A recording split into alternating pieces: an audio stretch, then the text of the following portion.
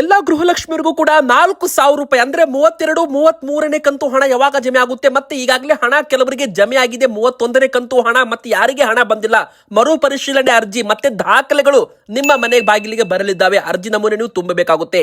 ಇನ್ನು BPL card ಇದ್ದವರಿಗೆ, ration card ಇದ್ದವರಿಗೂ ಕೂಡ ದೊಡ್ಡ ಸಿಹಿ ಸುದ್ದಿ. ಹೌದು, ಒಂದಲ್ಲ ಎರಡಲ್ಲ 3 ದೊಡ್ಡ ಬಂಪರ್ ಗುಡ್ ನ್ಯೂಸ್ ಕೂಡ ಇದೆ. ವಿಡಿಯೋನ ಪೂರ್ತಿಯಾಗಿ ನೋಡಿ. ರೇಷನ್ ಕಾರ್ಡ್ ಇದ್ದವರು ವಿಡಿಯೋನ ಲೈಕ್ ಕೂಡ ಮಾಡಿ. ಇನ್ನು ವೀಕ್ಷಕರೇ, ನಿಮ್ಮ ಹತ್ತಿರ ಬೈಕು ವಾಹನಗಳಿದ್ರೆ ಈ ಚಿಕ್ಕ ತಪ್ಪು ನೀವು ಮಾಡಿದ್ದೆ ಆದಲ್ಲಿ 500 ರೂಪಾಯಿ ದಂಡವನ್ನ 5,000 ರೂಪಾಯಿಗೆ ಏರಿಕೆ ಮಾಡಲು ನಿರ್ಧಾರ ಮಾಡಲಾಗ್ತಾ ಇದೆ. ಹೌದು ವೀಕ್ಷಕರೇ, 5,000 ರೂಪಾಯಿ, ಒಂದಲ್ಲ ಎರಡಲ್ಲ 5,000 ರೂಪಾಯಿ ದಂಡ ಬೀಳುತ್ತೆ. ಹುಷಾರು, ಯಾವ ತಪ್ಪು ನೀವು ಮಾಡಬಾರದು. ಅದನ್ನು ಕೂಡ ಈ ವಿಡಿಯೋದಲ್ಲಿ ಅಪ್ಡೇಟ್ ನಾವು ಕೊಡಲಿದ್ದೇವೆ. ಮತ್ತೆ ವೀಕ್ಷಕರೇ, ಇನ್ನೊಂದು ದೊಡ್ಡ ಬ್ರೇಕಿಂಗ್ ನ್ಯೂಸ್, ಮತ್ತೊಂದು ಗ್ಯಾರಂಟಿ ಘೋಷಣೆ ಮಾಡಿದ್ರ ಮುಖ್ಯಮಂತ್ರಿ DK ಶಿವಕುಮಾರ್ ಸರ್ ಅವರು.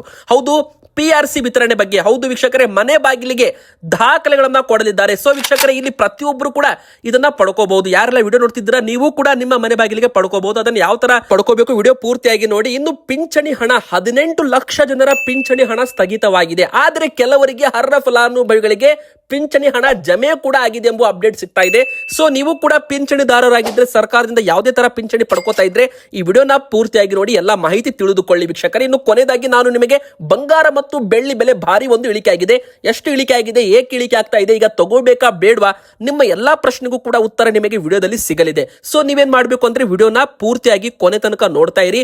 ಎಲ್ಲಾ ಒಂದು ಮಾಹಿತಿ ಇವತ್ತು ಕರ್ನಾಟಕದಲ್ಲಿ ಎಲ್ಲಿ ಏನಾಗಿದೆ ಎಲ್ಲ ಒಂದು ಮಾಹಿತಿ ಕೂಡ ನಿಮಗೆ ಸಿಗುತ್ತೆ. ಸೊ ವಿಡಿಯೋ ಶುರು ಮಾಡೋಕ್ಕಿಂತ ಮುಂಚೆ, ಎಲ್ಲಾ ಬ್ರೇಕಿಂಗ್ ನ್ಯೂಸ್ ನೋಡೋಕ್ಕಿಂತ ಮುಂಚೆ, ನೀವು ಗೃಹಲಕ್ಷ್ಮಿ ಫಲಾನುಭವಿಗಳಾಗಿದ್ರೆ, ರೇಷನ್ ಕಾರ್ಡ್ ಹೊಂದಿದ್ರೆ ಬೇಗನೆ ವಿಡಿಯೋಗೆ ಲೈಕ್ ಮಾಡಿ. ಅದಕ್ಕಂದ್ರೆ ನಿಮಗೆ ಸೂಪರ್ 2-3 ಗುಡ್ ನ್ಯೂಸ್ ಕೂಡ ಬಂದಿದೆ ವೀಕ್ಷಕರೇ. ಹಾಗೂ ಪ್ರತಿಯೊಬ್ರು ಕೂಡ ಕಮೆಂಟ್ ಬಾಕ್ಸ್ ಅಲ್ಲಿ ನಾವು ಕೇಳೋ ಒಂದು ಪ್ರಶ್ನೆಗೆ ಉತ್ತರ ಕೊಡಿ. ನಿಮಗೆ 31ನೇ ಕಂತಿನ ಗೃಹಲಕ್ಷ್ಮಿ ಯೋಜನೆ ಹಣ ಜಮೆ ಆಗಿದೆಯಾ ಬ್ಯಾಂಕ್ ಅಕೌಂಟ್ಗೆ? ಯಾಕಂದ್ರೆ ಈಗ 32ನೇ ಕಂತು 2,000 ರೂಪಾಯಿ ಹಣ ರಿಲೀಸ್ ಆಗೋ ಸಾಧ್ಯತೆ ಇರುವಂತದ್ದು. ನೋಡಿ, ಕಳೆದ 2-3 ತಿಂಗಳಿಂದ ಹಣ ಗೃಹಲಕ್ಷ್ಮಿಯರಿಗೆ ಬಂದಿಲ್ಲ ಎಂಬುದು ಎಲ್ಲರಿಗೂ ಕೂಡ ಗೊತ್ತೇ ಇದೆ. ಆದ್ರೆ ವೀಕ್ಷಕರು, ಈಗ 31ನೇ ಕಂತು ಹಣ ಜುಲೈ ತಿಂಗಳಲ್ಲಿ ಜಮೆ ಕೂಡ ಮಾಡಿದ್ದಾರೆ. ನಿನ್ನೆ ರಾತ್ರಿಗೂ ತುಂಬಾ ಜನರಿಗೆ 2,000 ರೂಪಾಯಿ ಹಣ ಕೂಡ ಜಮೆ ಆಗಿದೆ. ನೋಡಿ, ಒಮ್ಮೆ ಬಾರಿ DBT ಮೂಲಕ 2,400 ಕೋಟಿ ರೂಪಾಯಿ ಹಣವನ್ನ ಬಿಡುಗಡೆ ಮಾಡಿರೋದ್ರಿಂದ 1 ಕೋಟಿಗೂ ಹೆಚ್ಚು ಫಲಾನುಭವಿಗಳಿದ್ದಾರೆ.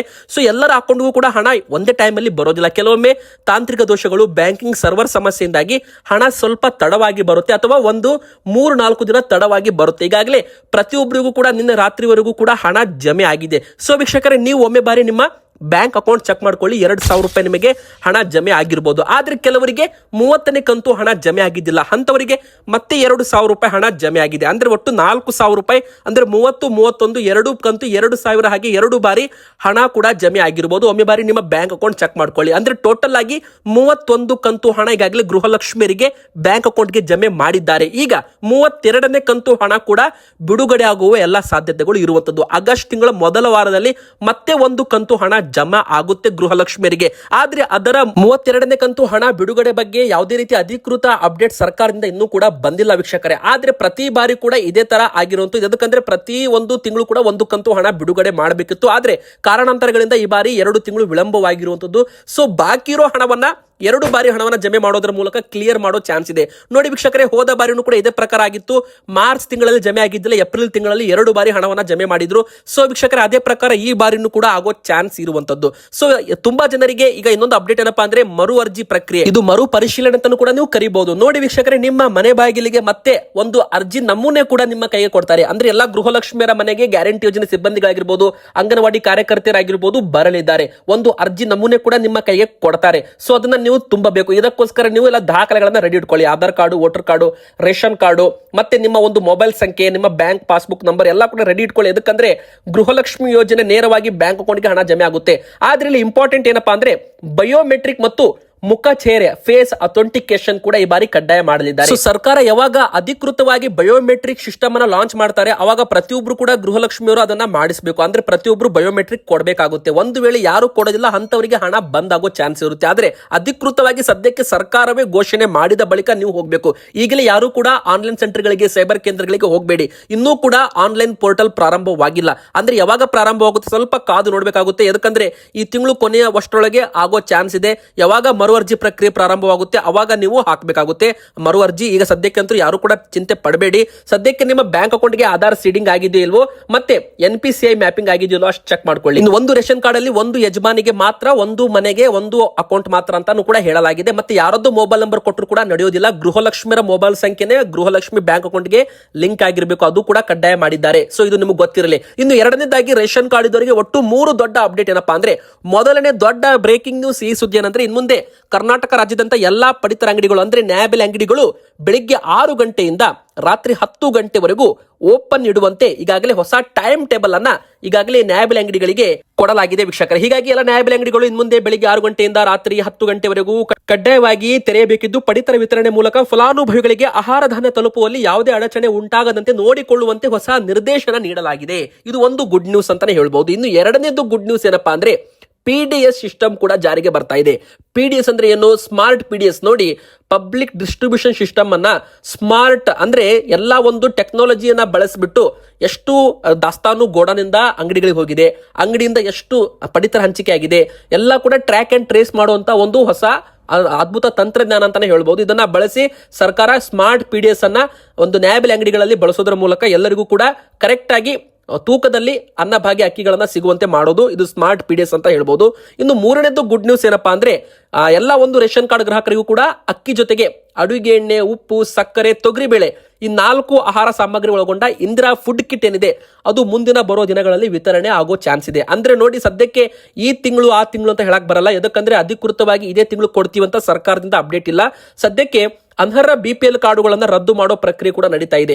ಒಟ್ಟು 4 ಲಕ್ಷಕ್ಕೂ ಹೆಚ್ಚು BPL ಕಾರ್ಡ್ಗಳು ಈಗಾಗಲೇ ಬಂದಾಗಿ ಅವರಿಗೆ APL ಕಾರ್ಡ್ ವಿತರಣೆ ಮಾಡೋ ಪ್ರಕ್ರಿಯೆ ಶುರು ಆಗ್ತಾ ಇದೆ. ಇನ್ನೊಂದು ಕಡೆಗೆ ಇನ್ನು 2 ರಿಂದ 3 ಲಕ್ಷ ಅನರ್ಹ BPL ಕಾರ್ಡ್ಗಳು ಇರುವಂತದ್ದು. ಅಂತ ಒಂದು ಕಾರ್ಡ್ಗಳು ಕೂಡ ಸದ್ಯಕ್ಕೆ ರದ್ದಾಗಿ BPL ಇಂದ APL ಗೆ ಮಾರ್ಪಾಡಾಗ್ತಾ ಇದ್ದಾವೆ. ಸೊ ನಂತರ ಅನ್ನಭಾಗ್ಯ ಇಂದಿರಾ ಕಿಟ್ ಕೂಡ ವಿತರಣೆ ಮಾಡ್ತಾರೆ. BPL ಮತ್ತು ಅಂತ್ಯೋದಯ 2 ಕಾರ್ಡ್ ಇದ್ರಿಗೂ ಕೂಡ ಒಂದು ಕುಟುಂಬಕ್ಕೆ ಒಂದು ಇಂದಿರಾ ಕಿಟ್ ಅಂತ ಹೇಳ್ಬಹುದು. ಸೊ ಅಡುಗೆ ಎಣ್ಣೆ, ಉಪ್ಪು, ಸಕ್ಕರೆ, ತೊಗರಿಬೇಳೆ ಈ 4 ಆಹಾರ ಸಾಮಗ್ರಿಗಳು ಮತ್ತು 5 kg ಅಕ್ಕಿ ಅಂತಾನು ಕೂಡ ಇಲ್ಲಿ ಹೇಳಲಾಗಿದೆ. ಇನ್ನು ವೀಕ್ಷಕರೇ, ವಾಹನ ಸವಾರರು ಅಂದ್ರೆ ಬೈಕ್ ಇದ್ದವರು ಸ್ಪೆಷಲಿ ಈ ತಪ್ಪು ಮಾಡಿದ್ರೆ 500 ರೂಪಾಯಿ ಮೊದಲು ದಂಡ, ಅದನ್ನ 5,000 ರೂಪಾಯಿಗೆ ಏರಿಕೆ ಮಾಡಬೇಕು ಅಂತ ಈಗಾಗಲೇ ಸಾರಿಗೆ ಸಚಿವರಿಗೆ ಕೃಷ್ಣ ಬೈರೇಗೌಡ ಸರ್ ಅವರು ಒಂದು ಪತ್ರವನ್ನ ಬರೆದಿದ್ದಾರೆ. ನೋಡಿ, ನಮ್ಮ ಬೆಂಗಳೂರಲ್ಲಿ ಮೊದಲಿಗೆ ಇದನ್ನ ಚಾಲ್ತಿಯಲ್ಲಿ ತರ್ತಾ ಇದ್ದಾರೆ. ಪಾದಚಾರಿಗಳ ಸುರಕ್ಷಿತ ಓಡಾಟಕ್ಕೆ ಅನುವು ಮಾಡಿಕೊಡಲು ಪಾದಚಾರಿ ಮಾರ್ಗದಲ್ಲಿ ಮೋಟಾರು ವಾಹನ ಚಲಾಯಿಸುವವರಿಗೆ ವಿಧಿಸಲಿರುವ ದಂಡದ ಮೊತ್ತ 5,000 ರೂಪಾಯಿಗೆ ಏರಿಕೆ ಮಾಡಬೇಕು ಅಂತ ಸಾರಿಗೆ ಸಚಿವರಿಗೆ ಭೈರತಿ ಸುರೇಶ್ ಅವರಿಗೆ ಬೆಂಗಳೂರು ನಗರಾಭಿವೃದ್ಧಿ ಸಚಿವರು ಕೃಷ್ಣ ಬೈರೇಗೌಡ ಅವರು ಪತ್ರವನ್ನ ಬರೆದಿರುವಂತದ್ದು. ತುಂಬಾ ಜನ ಫುಟ್ಪಾತ್ ಮೇಲೆ ಬೈಕ್ ಗಳನ್ನ ಓಡಿಸೋದ್ರಿಂದ ಪಾದಚಾರಿಗಳಿಗೆ ಒಂದು ಡಿಕ್ಕಿ ಆಗೋ ಚಾನ್ಸ್ ಇರುತ್ತೆ. ಸೊ ಪಾದಚಾರಿಗಳ ಸುರಕ್ಷಿತ ನೋಡಿಕೊಂಡು ಇದನ್ನ ಕ್ರಮ ತಗೋಬೇಕು ಅಂತ ಮೊದಲೇ ಒಂದು ಡಿಮ್ಯಾಂಡ್ ಇತ್ತು. ಸೊ ಅದನ್ನ ಈಗ ಈಡೇರಿಸ್ತಾ ಇದ್ದಾರೆ. ಸೊ ಈಗ ಯಾರಾದ್ರೂ ಫುಟ್ಪಾತ್ ಗಳ ಮೇಲೆ, ರೋಡ್ ಬಿಟ್ಟು ಫುಟ್ಪಾತ್ ಮೇಲೆ ಬೈಕು ವಾಹನಗಳನ್ನ ಓಡಿಸಿದ್ರೆ ಅಂತವರಿಗೆ 5,000 ರೂಪಾಯಿವರೆಗೂ ದಂಡ ಹಾಕುವಂತೆ ತಿದ್ದುಪಡಿ ಕಾನೂನು, ಅಂದ್ರೆ 500 ರೂಪಾಯಿ ಇದೆ ಈಗ ದಂಡ, ಅದನ್ನ 5,000 ರೂಪಾಯಿಗೆ ಹೆಚ್ಚಿಸಬೇಕು ಅಂತ ಸಾರಿಗೆ ಸಚಿವರಿಗೆ ಪತ್ರ ಬರೆಯಲಾಗುತ್ತೆ ಅಂತ ತಿಳಿಸಿದ್ದಾರೆ. ಸೊ ಮುಂದಿನ ಬರೋ ದಿನಗಳಲ್ಲಿ ಸಾರಿಗೆ ಸಚಿವರು ಇದಕ್ಕೆ ಓಕೆ ಅಂತ ಹೇಳಿದ್ರೆ ಆ ದಂಡ 500 ರೂಪಾಯಿದ್ದು 5,000 ರೂಪಾಯಿ, ಮತ್ತೆ ಅವರ ವಿರುದ್ಧ ಕಠಿಣ ಕ್ರಮ ಕೂಡ ತಗೋತಾರಂತೆ. ಸೊ ಇದು ನಿಮಗೆ ಗೊತ್ತಿರಲಿ. ಇನ್ನು ಆಫ್ಟರ್ ಮಾರ್ಕೆಟ್ ತುಂಬಾ ಜನ ಮಾರ್ಪಾಡಿಸಿರುವ ಒಂದು ಹೆಡ್ಲೈಟ್ ಗಳನ್ನ, ಅಂದ್ರೆ ಹೈ ಬೀಮ್, ಹೆಚ್ಚು ಬೆಳಕು ಹೊರಸೂಸುವ ಹೈ ಬೀಮ್ LED ಲೈಟ್ ಗಳನ್ನ ತಮ್ಮ ಕಾರುಗಳಿಗೆ ಬಳಸಿದ್ದಾರೆ. ಹೆಡ್ಲೈಟ್ ಗಳು ಅಪಘಾತಕ್ಕೆ ಕಾರಣವಾಗುತ್ತೆ. ನೋಡಿ, ತುಂಬಾ ಬೆಳಕು ಚೆಲ್ಲುವ ಒಂದು ಹೆಡ್ಲೈಟ್ ಗಳಿಂದಾಗಿ ಮುಂದಿನ ಬರುವ ಒಂದು ವಾಹನ ಸವಾರರಿಗೆ ರಸ್ತೆ ಕಾಣೋದಿಲ್ಲ, ಇದರಿಂದ ಅಪಘಾತಗಳು ಆಗ್ತವೆ. ಸೊ ಈ ತರ ಯಾರಾದ್ರೂ ಮಾರ್ಪಾಡಿಸಿದ ಹೆಡ್ಲೈಟ್, ಹೈ ಬೀಮ್ ಹೆಡ್ಲೈಟ್ ಗಳನ್ನ ಬಳಸಿದ್ರೆ ಅವರಿಗೆ ದಂಡವನ್ನ ಹಾಕ್ತೀವಿ ಅಂತಾನು ಕೂಡ ಒಂದು ಎಚ್ಚರಿಕೆ ಗಂಟೆಯನ್ನ ಬಾರಿಸಿರುವಂತದ್ದು. ಸೊ ಇದು ಕಾರ್ ಇದ್ದವರೆಗೂ ನೋಡಿ 5,000 ರೂಪಾಯಿವರೆಗೂ ದಂಡ ಬೀಳೋ ಚಾನ್ಸ್ ಇದೆ ಇಂಥವರಿಗೆ ಅಂತ ಹೇಳಲಾಗ್ತಾ ಇದೆ. ಸೊ ಇನ್ನು ಕೊನೆಯದಾಗಿ ಹೇಳ್ಬೇಕಂದ್ರೆ, ನಮ್ಮ ಕರ್ನಾಟಕ ರಾಜ್ಯದಂತ ಪಿಂಚಣಿ ಪಡೆಯುತ್ತಿದ್ದ 18 ಲಕ್ಷ ಜನರಿಗೆ ಪಿಂಚಣಿ ಹಣ ಬಂದಿಲ್ವಂತೆ. ಹೌದು, ತುಂಬಾ ಕಡೆಗೆ ತುಂಬಾ ಜನ ಓಡಾಡ್ತಾ ಇದ್ದಾರೆ ಕಚೇರಿಗಳಿಗೆ, ಹಣ ಎದಕ್ಕೆ ಬರ್ತಾ ಇಲ್ಲ, ಯಾವ ಕಾರಣ ಎಂಬುದು ಕೂಡ ಸ್ಪಷ್ಟನೆ ಸಿಗ್ತಾ ಇಲ್ಲ. ಸಾಮಾಜಿಕ ಭದ್ರತಾ ಯೋಜನೆಯಡಿಯಲ್ಲಿ ನಮ್ಮ ರಾಜ್ಯದಲ್ಲಿ ಒಟ್ಟು 18 ಲಕ್ಷಕ್ಕೂ ಅಧಿಕ ಫಲಾನುಭವಿಗಳಿಗೆ ಬರ್ತಾ ಇದ್ದ ಹಣ ಬಂದಾಗಿದೆ ಅಂತೆ.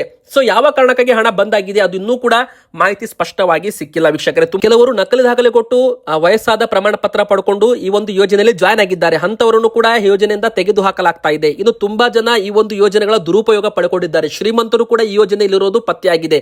ಸೊ ಇಂಥವರು ಅನರ್ಹರನ್ನ ಪತ್ತೆ ಮಾಡೋ ಕಾರ್ಯ ಕೂಡ ಕಳೆದ 3 ತಿಂಗಳಿಂದ ನಡೀತಾ ಇದೆ. ಸೊ ಇದರಲ್ಲಿ ಟೋಟಲ್ ಈಗ 16 ಲಕ್ಷ ಅನರ್ಹರು ಅಂತ ಪತ್ತೆ ಮಾಡಲಾಗಿತ್ತು. ಆದ್ರೆ ಅರ್ಹ ಫಲಾನುಭವಿಗಳು ಕೂಡ ಹಣ ಬರ್ತಾ ಇಲ್ವಂತೆ. ನೋಡಿ ವೀಕ್ಷಕರೇ, ನೀವು ಅರ್ಹ ಫಲಾನುಭವಿಗಳಾಗಿದ್ರೆ, ನೈಜ ಫಲಾನುಭವಿಗಳಾಗಿದ್ರೆ, ಪಿಂಚಣಿ ನಿಮಗೆ ಬಂದಿಲ್ಲ ಅಂದ್ರೆ ಅಗತ್ಯ ದಾಖಲೆಗಳೊಂದಿಗೆ ನೀವು ತಹಶೀಲ್ದಾರ್ ಅಲ್ಲಿ ಆಫೀಸ್ಗೆ ಹೋಗಿ ಒಂದು ಅರ್ಜಿಯನ್ನ ಮತ್ತೊಮ್ಮೆ ಹಾಕಬೇಕಾಗಿ ಬರಬಹುದು. ಈಗಾಗಲೇ ತುಂಬಾ ಜನರಿಗೆ ಫಲಾನುಭವಿಗಳಿಗೆ ಮೊಬೈಲ್ ಸಂಖ್ಯೆಗೆ ಮೆಸೇಜ್ ಕೂಡ ಕಳಿಸಿದ್ರು ಬಹಳಷ್ಟು ಜನರಿಗೆ ಇದರ ಅರಿವೇ ಇಲ್ಲದೆ ತಳಮಟ್ಟದಲ್ಲಿ ಕಾರ್ಯನಿರ್ವಹಿಸುವ ಗ್ರಾಮ ಆಡಳಿತಾಧಿಕಾರಿಗಳು ಪಿಂಚಣಿ ಸ್ಥಗಿತವಾಗಿರೋ ಬಗ್ಗೆ ಪ್ರತಿ ಫಲಾನುಭವಿಗಳಿಗೆ ಒಂದು ತಿಳುವಳಿಕೆ ನೀಡಿ ಸೂಕ್ತ ದಾಖಲೆ ಸಲ್ಲಿಸಲು ಜುಲೈ 30ರವರೆಗೂ ಕೆಲವೊಮ್ಮೆ ಅವಕಾಶ ಕೂಡ ಕೊಟ್ಟಿರಬಹುದು. ಸೊ ಯಾರೆಲ್ಲ ಒಂದು 30ನೇ ತಾರೀಕಿನ ಒಳಗೆ ಅರ್ಜಿಯನ್ನ ಅಗತ್ಯ ದಾಖಲೆಗಳೊಂದಿಗೆ ತುಂಬಿ ವಾಪಸ್ ಕೊಡ್ತಾರೆ ಅವರ ಪಿಂಚಣಿ ಹಣ ಬರೋ ಚಾನ್ಸ್ ಇರುತ್ತೆ. ಈಗಾಗಲೇ ನಮ್ಮ ಕರ್ನಾಟಕದಲ್ಲಿ 83 ಲಕ್ಷಕ್ಕೂ ಅಧಿಕ ಫಲಾನುಭವಿಗಳು ಈ ಹಿಂದೆ ಸಂಧ್ಯಾ ಸುರಕ್ಷಾ ಯೋಜನೆ, ವಿಧವಾ ಪಿಂಚಣಿ ಯೋಜನೆ, ವಿಕಲಚೇತನರ ಸೇರಿ ಒಟ್ಟು 9 ವಿಧದ ಪಿಂಚಣಿ ಪಡೆಯುತ್ತಾ ಇದ್ರು. 3 ತಿಂಗಳ ಹಿಂದೆ ಇವುಗಳನ್ನೆಲ್ಲ ಪರಿಶೀಲಿಸಿ ಸಂದೇಹಾಸ್ಪದ ಒಟ್ಟು 23 ಲಕ್ಷ ಪಿಂಚಣಿದಾರರಿದ್ರು. ಇದರಲ್ಲಿ 4 ಲಕ್ಷ ಜನರು ಸೂಕ್ತ ದಾಖಲೆ ಕೊಟ್ಟಿದ್ದಾರೆ. ಸೊ ಅವರಿಗೆ ಬಾಕಿ ಹಣ ಈಗ ಬಿಡುಗಡೆ ಆಗುವ ಸಾಧ್ಯತೆ ಕೂಡ ಇರುವಂತದ್ದು.